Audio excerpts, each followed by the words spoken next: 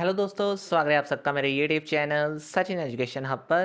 तो दोस्तों, आज हम बात करते हैं सेक्शन 80 से लेकर 80 तक के डिडक्शंस के बारे में। तो पार्ट 1 मैंने ऑलरेडी डाला हुआ है 80 से पहले वाली डिडक्शंस का। तो आज हम बात करते हैं 80 से लेकर 80 सारे डिडक्शंस को आज ही ख़त्म करते हैं।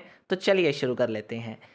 लेकिन दोस्तों, एक सबसे ज़रूरी खास बात, अगर आप में से किसी ने भी कोई भी नोट्स लेने हैं, आप मेरी वेबसाइट पे भी जा सकते हैं। उसका लिंक आपको मेरे वीडियो डिस्क्रिप्शन में मिल जाएगा। और इसके साथ साथ आप टेलीग्राम चैनल पे भी आप नोट्स ले सकते हैं। उस टेलीग्राम चैनल का भी लिंक आपको मेरी वीडियो डिस्क्रिप्शन में मिल जाएगा। तो देखिए दोस्तों, सबसे पहला सेक्शन है 80E का। 80E सेक्शन जो डिडक्शन आपको प्रोवाइड करता है किसके रिगार्डिंग, अगर आपने लोन लिया है फाइनेंशियल इंस्टीट्यूशन से, किस पर्पज़ के लिए, हायर एजुकेशन करने के लिए।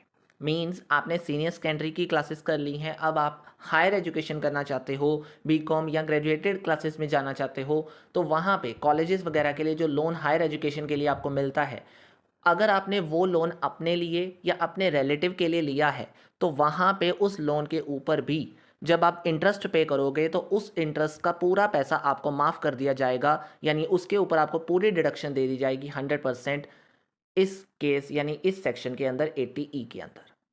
तो अब वो इंटरेस्ट के ऊपर जब वो आपको माफ़ी मिलेगी, यानी वो डिडक्शन आपको जब मिलेगी, तो उसकी कंडीशन क्या है कि आपने फाइनेंशियल इंस्टीट्यूशन से लोन लेना है।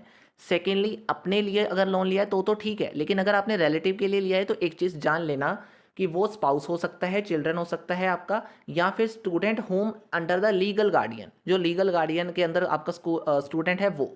इसके अलावा कोई और पर्सन नहीं आना चाहिए बीच में। अगर आपने किसी और के लिए इसके अलावा लोन लिया है, किसी की हायर एजुकेशन के लिए, तो फिर आपको उसके ऊपर, उस लोन के ऊपर जब आप इंटरेस्ट पे करोगे तो आपको डिडक्शन नहीं मिलने वाली। याद रखना इस चीज़ के बारे में। और सेकेंडली, लोन आपने या तो फाइनेंशियल इंस्टीट्यूशन से ही लेना है या फिर अप्रूव चैरिटेबल इंस्टीट्यूशन से। उसके अलावा अगर आपने कहीं और से लोन लिया तो फिर आपको डिडक्शन नहीं मिलेगी।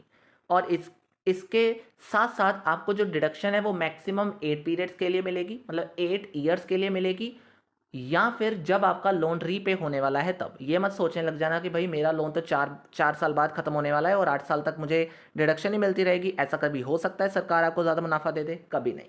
तो ऑब्वियस सी बात है कि आपको वो ऐसा तो नहीं देने वाली चीज़ें, तो वो यही कहेगी कि आपका लोन जब रीपे होगा या तो तब तक, या फिर मैक्सिमम 8 ईयर्स तक आपको उस इंटरेस्ट की माफ़ी मिल जाएगी जो आपने हायर एजुकेशन लोन के ऊपर देना है। ठीक है, चलिए अब 80E हो गया। अब ये 80E सबसे बड़े चीज़ में आते थे। अब 80E के साथ डबल ई जुड़ गया जब, तो डबल ई भी जब आया तो इसने हाउस लोन के ऊपर देना शुरू कर दिया।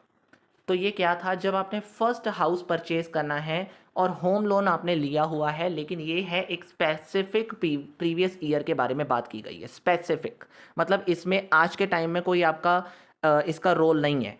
अगर आपने कोई घर लिया था या फिर उस घर को बनाने, मतलब अपना पहला घर बनाने के लिए कोई लोन PY 2016 से 2017, मतलब 2016 से 17 के बीच में आपने वो लोन लिया था और उसका इंटरेस्ट आज भी पे करते हो और उसे रीपे अभी तक कर रहे हो लोन को विद इंटरेस्ट, तो उस इंटरेस्ट के ऊपर माफ़ी मिल जाएगी अगर वो लोन आपने 2016 मतलब 2016-17 के PY में लिया है और उस घर की वैल्यू, मतलब जो लोन आपने लिया है, जिस घर पे बनाने के लिए लिया है, उस घर की जो वैल्यू है वो 50 लाख या उससे कम है, या फिर जो लोन की सैंक्शन अमाउंट है वो 35 लाख या उससे कम है, तो ही आपको इन सभी कंडीशन के बाद क्या मिलेगी, उस इंटरेस्ट के ऊपर डिडक्शन मिलेगी जो आप अपने फर्स्ट हाउस लोन के लिए आपने लिया था 2016-17 के अंदर और उसको आज भी पे कर रहे हो तो। ठीक है, तो ये सिर्फ उस स्पेसिफिक ईयर की बात की गई है, नथिंग एल्स। और आपको डिडक्शन मिलेगी कितनी सर, इसमें आपको स्पेसिफिक किया गया है 50,000 से अबव नहीं मिलेगी। चलिए अब बात करते हैं सेक्शन 80 डबल ई ए की। अब डबल ई के साथ ए बी दो जने आएंगे, ए और बी। जब ए आता है तो वो ये कहता है कि मैं भी घरों की बात करूंगा, मैं भी डिडक्शंस आपको हाउस लोन के ऊपर ही दूंगा, मतलब लेकिन हाउस लोन नहीं उसने मेंशन किया, उसने कहा कोई भी रेजिडेंशियल, मतलब वही हाउस प्रॉपर्टी हो गया एक तरीके से, कोई भी रेजिडेंशियल, मतलब सिर्फ साथ में अटैच किया रेजिडेंशियल हाउस प्रॉपर्टी अगर आप एक्वायर करते हो और एक्वायर करने के लिए लोन लेते हो और उस लोन के ऊपर आज इंटरेस्ट पे कर रहे हो, तो मेरी ओर से माफ़ी आपको मिल जाएगी। तो वो लोन लेना कहाँ से है, पहली चीज़ फाइनेंशियल इंस्टीट्यूशन से, दूसरी चीज़ स्टैंप ड्यूटी घर की कितनी होनी चाहिए, 45 लाख या उससे कम, उससे ज़्यादा हुई तो फिर आपको नहीं मिलेगी उसके ऊपर माफ़ी। क्लियर।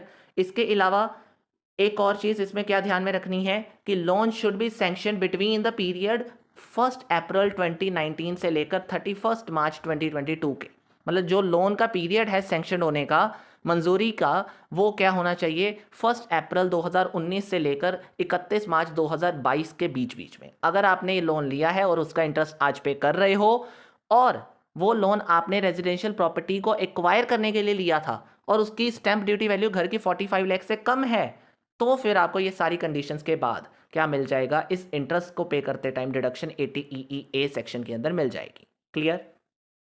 अब आते हैं कितनी मिलेगी, अब ये भी बात कर लेते हैं। तो आपको मिलेगी at least 1.5 lakh, that is 1,50,000। Clear. और एक इंपॉर्टेंट चीज, कोई भी नॉन बैंकिंग फाइनेंशियल इंस्टीट्यूशन से अगर आपने 80EE के लिए लोन लिया है और उसका इंटरेस्ट पे करना चाहते हो तो इंटरेस्ट पे करते रहो, डिडक्शन नहीं मिलेगी भाई।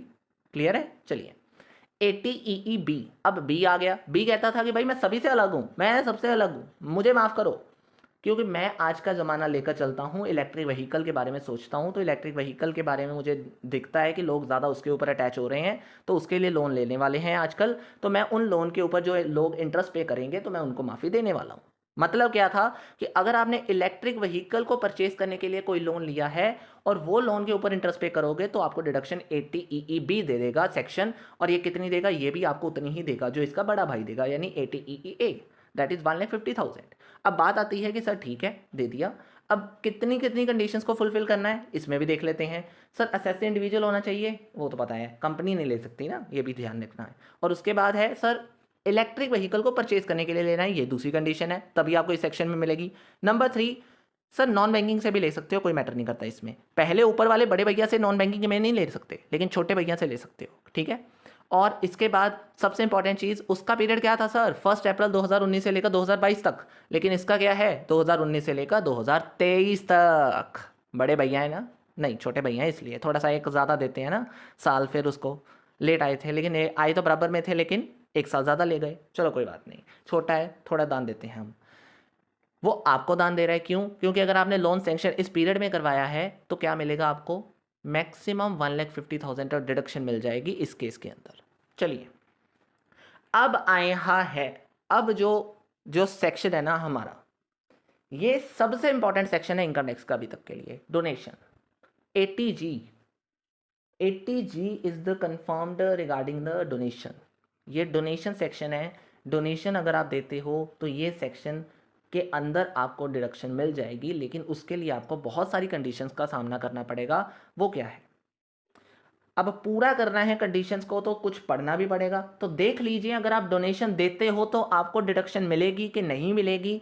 देखते हैं जरा कि डोनेशन, पहली बात तो भाई, पहली बात सबसे ज़रूरी बात, डोनेशन स्पेसिफाइड चैरिटेबल इंस्टीट्यूशन या फंड के लिए ही एलिजिबल है। मतलब अगर आप डोनेशन स्पेसिफाइड चैरिटेबल इंस्टीट्यूशंस या फंड्स को देते हो तो ही डिडक्शन मिलेगी, नहीं तो भैया नहीं मिलेगी, याद रखना। और वो स्पेसिफाइड कौन से हैं, इनकम टैक्स ने बताए हैं, इनकम टैक्स ने बताए हैं, ठीक है ना। चलिए, और दूसरी चीज़, डोनेशन देनी है अगर, मतलब आपने लेनी है या आपने डोनेशन दी है तो उसके ऊपर आपने डिडक्शन लेनी है अगर, तो क्या करना है भैया जी, 2,000 से ऊपर का कैश नहीं देना है।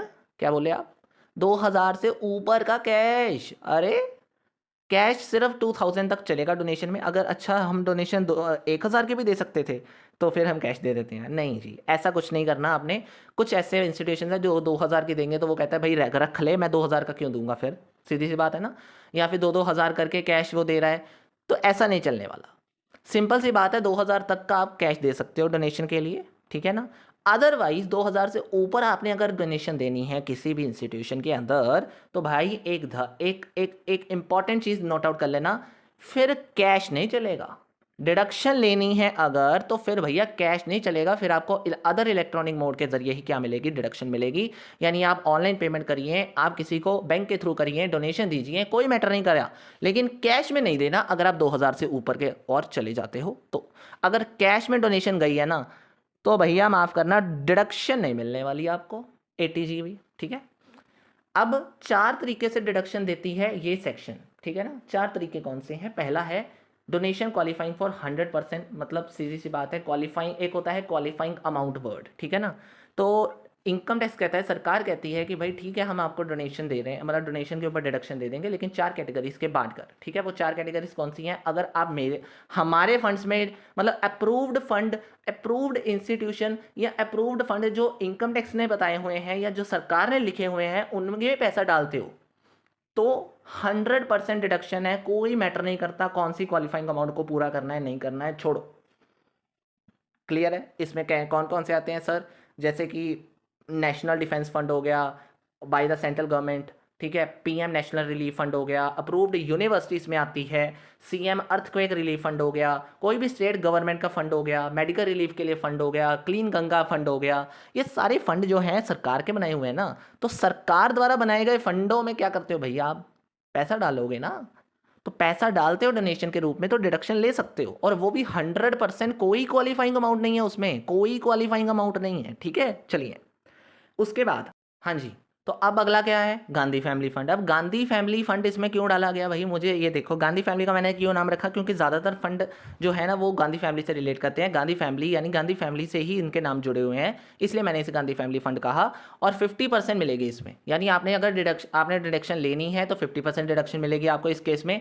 और क्या है भाई? क्वालिफाइंग अमाउंट कोई भी नहीं है, मतलब क्वालिफाइंग अमाउंट की कैलकुलेशन करने का कोई ज़रूरत इसमें नहीं है। और कौन कौन से फंड हो सकते हैं? Jawaharlal Nehru memorial fund, Indira Gandhi fund, और एक छोटा सा इन्होंने पीएम ड्रॉट फंड डाल दिया, पता नहीं अमेंडमेंट में बीच में, ये सब चीज़ें।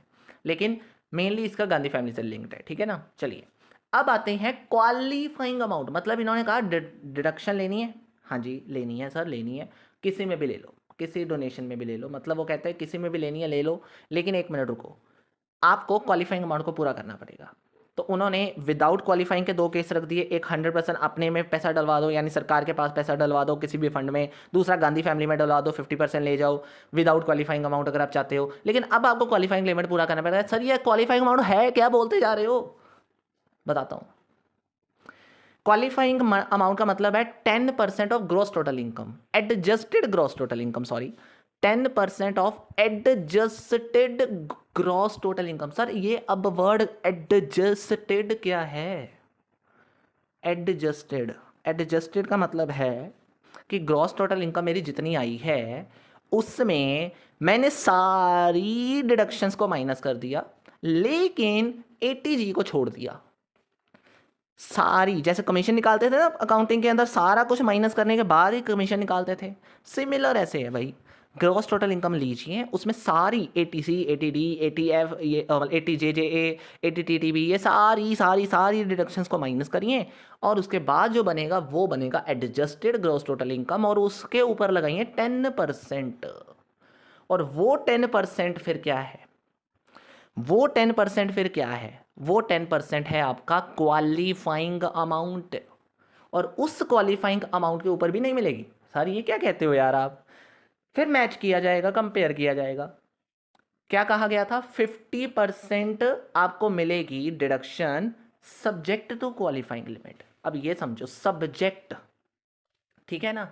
एक मिनट, मैं पहले 50% कवर कर रहा हूँ, 50% कवर कर रहा हूँ मैं पहले, ठीक है ना, फिर 100% पे भी आते हैं। अब मैंने 50% कवर करने के लिए कहा, मैंने कहा भाई 50% मिलेगी अभी क्वालिफाइंग अमाउंट में। 50% सर, 50% मतलब ये कि क्वालिफाइंग अमाउंट का हाफ भी करिए, क्वालिफाइंग अमाउंट का हाफ भी करिए, फिर कंपेयर करिए कि क्या मुझे जितनी डोनेशन मिली है, मतलब जितनी डोनेशन मैंने दी है, लाइक से मैंने 20,000 रुपये डोनेशन दी है और क्वालिफाइंग अमाउंट का हाफ बना 30,000। क्वालिफाइंग अमाउंट का टोटल बना था 60,000, उसका हाफ किया 30,000, और मैंने दी है 20,000, तो सर आपको 20,000 ही मिलेगी, विच एवरेज लोअर ही मिलेगी। ये प्रैक्टिकल करवाएंगे तब आपको क्लियर हो जाएगा। अभी के लिए इतना बहुत जरूरी है समझना जो मैंने बताया, रिपीट करके समझ लीजिए, आपको जल्दी समझ आ जाएगा। क्वालिफाइंग अमाउंट मैंने निकाली, उसका हाफ किया 50% के लिए, क्योंकि 50% था ना यहाँ पे, क्वालिफाइंग अमाउंट का हाफ किया, उससे मैंने फिर कंपेयर किया कि जितनी डोनेशन मैंने दी थी वो ज़्यादा है कि मेरी ज़्यादा है क्वालिफाइंग अमाउंट, जो भी कम होगा वो मिलेगी, यानी विच एवरेज लोअर। क्लियर है?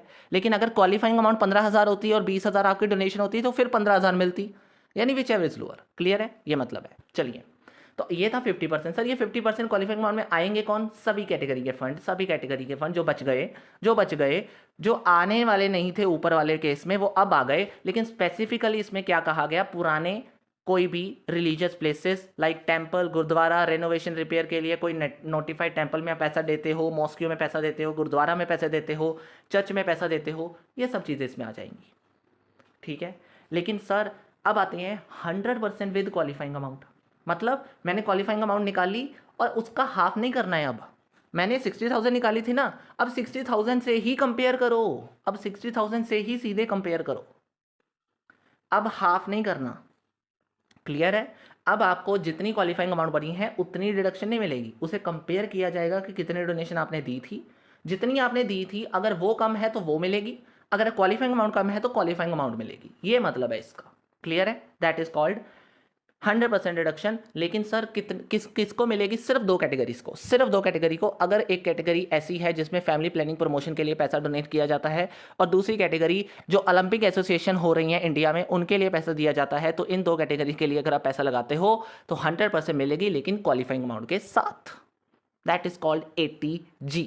आई होप आपको ये अच्छे से समझ आया होगा। चलिए अब बात कर लेते हैं आगे ATGG। अब क्वालिफाइंग अमाउंट मैंने बता दिया कैसे निकालते हैं, ये आप देख लेना, और कुछ कंडीशंस को इसके साथ साथ कवर करना है, वो मैंने ऑलरेडी वैसे कुछ बता दी हुई हैं ऊपर, तो आप पढ़ सकते हो मेरे नोट्स में। फिलहाल के लिए हम बढ़ते हैं ATGG के अंदर। ATG के साथ G और जुड़ गया, वो कहता है कि भाई हम भी आपको डोनेशन देने वाले हैं, लेकिन हम देंगे उस रेंट के ऊपर जो आपको HRA के साथ नहीं मिली थी। हाय कितना अच्छा सेक्शन है जो हमें कहता है कि HRA का नहीं मिला था, हम आपको डिडक्शन देते हैं। लेकिन ये कह रहा है कि भाई अगर आपने एम्प्लॉयर से HRA नहीं लिया था, हाउस रेंट अलाउंस नहीं लिया था रेंट पे के लिए, तो फिर हम देंगे, लेकिन हम इतनी सारी कंडीशन रख देंगे ना कि बंदा कहे डिडक्शन लेने से पहले सोचेगा अगला, ठीक है ना।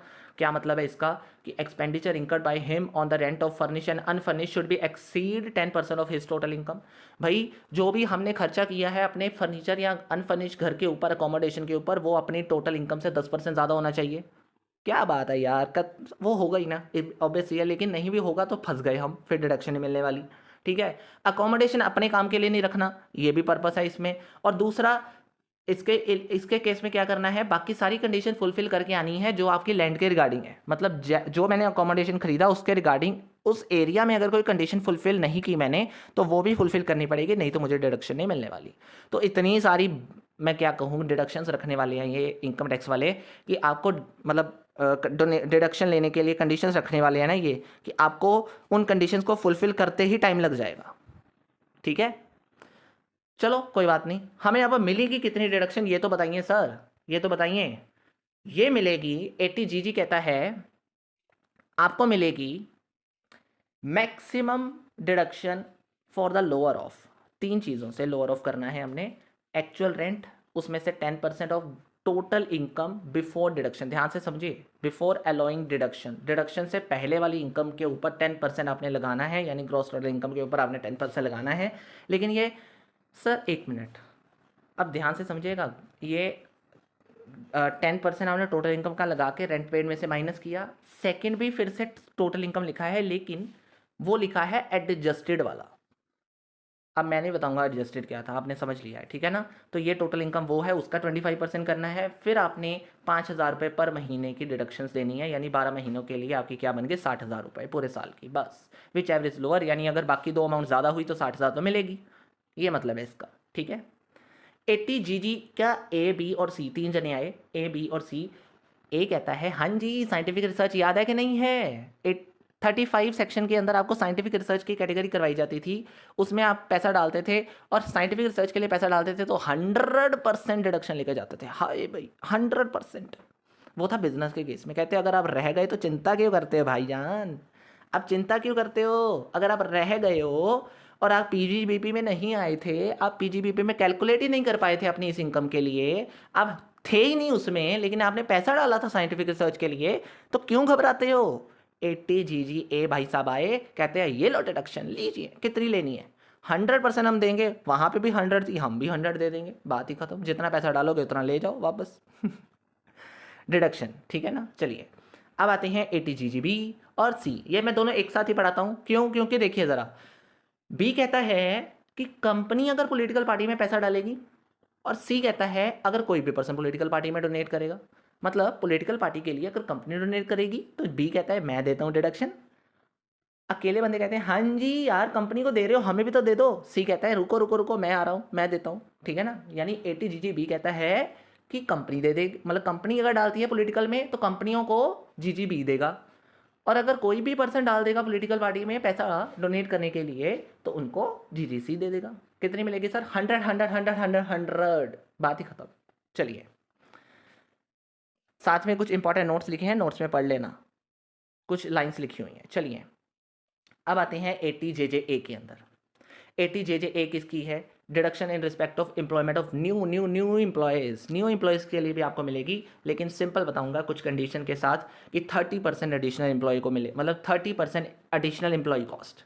मतलब जो मैंने ध्यान से समझना एक चीज़, मैंने उस एम्प्लॉयमेंट को डन करने के लिए जो एडिशनल मतलब जो एक्स्ट्रा एम्प्लॉय कॉस्ट लगाई थी सच एज रिक्रूटमेंट ट्रेनिंग के लिए, ठीक है ना, तो वो एडिशनल कॉस्ट के लिए मुझे 30% का क्या मिलेगा? डिडक्शन मिल जाएगी। यानी जो एडिशनल, इसकी और भी कैटेगरीज हैं, मैं पहले बता दूं, ये सेक्शन अभी डिटेल में नहीं, अभी आपको सिंपली बताया जाएगा कि 30% है। इसकी डिटेल में जाओगे तो बहुत ज़्यादा डिटेल्स है, मैं पहले बता दूँ, ठीक है ना।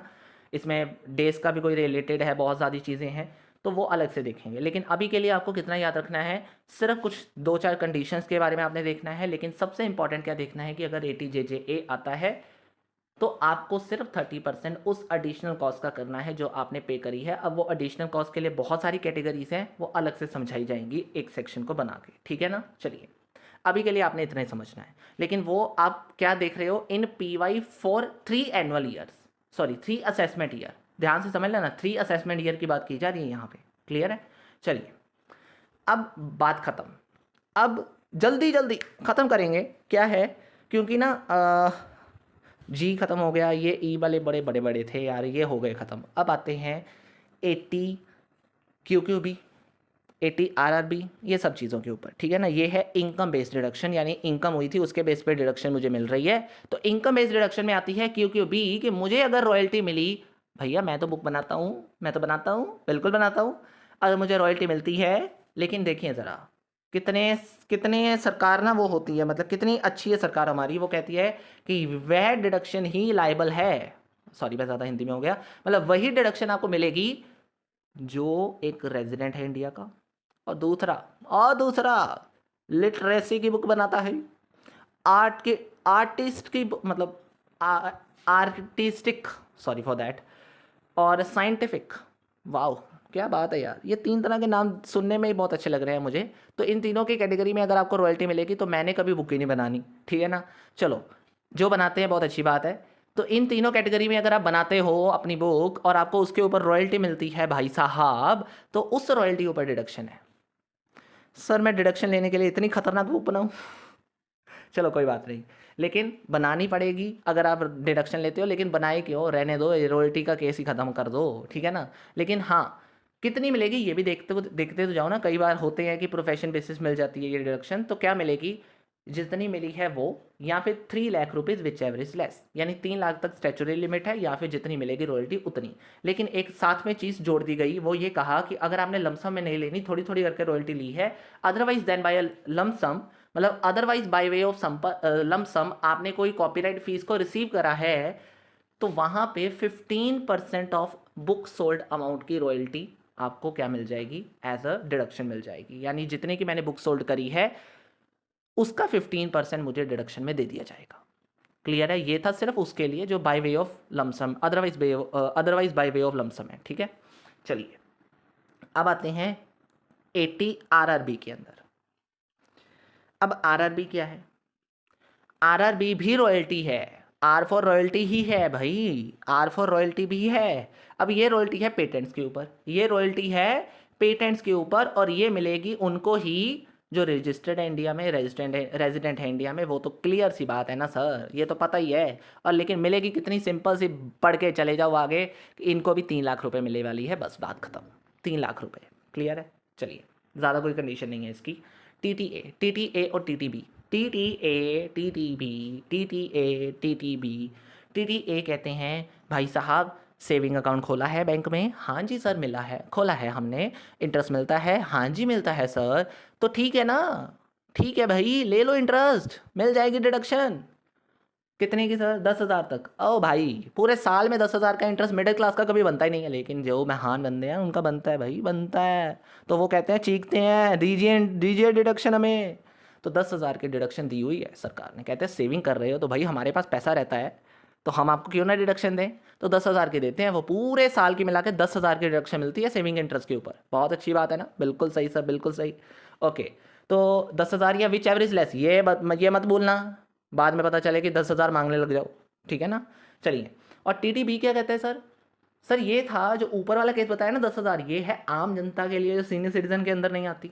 सीनियर सिटीजन के अंदर नहीं आती, सीनियर सिटीजन से नीचे वालों को 10,000 है। जो सीनियर सिटीजन है वो महान बन के कहते हैं, हाँ जी हमारी कुछ खातेदारी करोगे कि नहीं करोगे, हमें इंटरेस्ट ज़्यादा देते हो तो ज़्यादा ही डिडक्शन दे दो ना थोड़ी सी, क्योंकि हमारे पास पैसा सेविंग में तो पड़ा होता है और कहीं यूज़ तो होता ही नहीं है, तो हमें तो इंटरेस्ट मिलता ही रहेगा, तो हमें क्यों ना ज़्यादा दी जाए। सीनियर सिटीजन पर मेहरबान होती है सरकार और कहती है ये लीजिए 50,000 की डिडक्शन, और क्या चाहिए अब आपको। ओ भाई साहब, 10,000 का न्याय उनके लिए है और 50,000 का सीनियर सिटीजन के लिए, बल्ले बल्ले, ठीक है ना? चलिए, अब आते हैं हम आगे, एटीयू और हमारी लास्ट डिडक्शन वो क्या कहती है सर? क्या सर सर सर सर ये भाई है, भाई किसका? नहीं सॉरी, ये मिसेज है, मैं मिसेज कहता हूँ इसे, ठीक है ना? ये मिसेज है किसकी सर, बताइए ज़रा। 80 DD पढ़ा था? और सर आपने पढ़ाया था डी फॉर डिपेंडेंट डिसेबल था शायद, डीडी की फुल फॉर्म है ना? राइट। तो चलिए फिर उसके मैसेज से बात कर लेते हैं। सॉरी वो गुस्सा हो जाएगा। चलिए सर कोई बात नहीं, बातें तो करनी है क्योंकि ये दोनों आपस में मिलते जुलते हैं। वो था डिपेंडेंट डिसेबल, और ये भाई साहब है, ये बहन, सॉरी बहन कहूँ क्या कहूँ, चलो छोड़ो, मिसेस हैं, और ये क्या है, that is disable only, only disable. मतलब सीरियसली आप समझो, यहाँ पे तो डिसेबल केस में ही आएगा ये सिर्फ, यानी यहाँ पे आपको डिपेंडेंट केस नहीं आना है। मतलब वहाँ पे था डिपेंडेंट डिसेबल, ये है डिसेबल। अब मिसेज और मिस्टर हैं तो सेम डिडक्शन चलती है कि नहीं चलती है? ऑब्वियसली सर, दोनों का प्यार मोहब्बत बहुत है, तो चलिए डिडक्शन भी सेम दे देते हैं। तो वही डिडक्शन याद करिएगा सर, कि अगर आप बहुत ज़्यादा बुरी हालत में है ना, मरने के किनारे पड़े हो भाई, 80% बुरी हालत है, तो 125 मतलब 1,25,000। अगर आप इतनी बुरी हालत में नहीं हो तो सरकार कहती है रुको, इतना ज़्यादा नहीं हम पैसा दे सकते, 75, कितनी मिलेगी? 75,000। तो इतनी भी बहुत है कई बार तो, right? That's it, this is all about the deductions friends, ठीक है ना? चलिए, तो मेरे ख्याल से अब आपको ये इंटरेस्टिंग लेक्चर भी समझ में आ गया होगा और सारी डिडक्शंस एक पल के लिए लग गई होंगी समझ। तो चलिए दोस्तों, चलते हैं आज की वीडियो के बाद, मिलते हैं अगली वीडियो में। तो वीडियो को लाइक शेयर एंड सब्सक्राइब किए बगैर तो बिल्कुल मत जाना, और आपका सपोर्ट ही हमें आगे लेके जाता है। तो नए चैनल को भी तो प्लीज़ सपोर्ट कर ही दीजिएगा, वहाँ पे अभी सब्सक्राइबर्स बहुत कम है, तो please subscribe my new channel as well. वहाँ पे आपका सपोर्ट अभी कम है। इंग्लिश में बनाता हूँ वीडियोस, कुछ वहाँ पे इंपॉर्टेंट वीडियोस डलती हैं। आपको इंग्लिश तो इतनी समझ आती है ना साहिब? आती होगी, चलिए चलो, तो नहीं भी आती सब्सक्राइब करके आपका सपोर्ट तो दीजिएगा, ठीक है? चलिए, तो आज की इस वीडियो में इतना ही है, और वीडियो को लाइक ज़रूर करिएगा, नई वीडियो का इंतज़ार करिएगा। Thank you so much, have a nice day.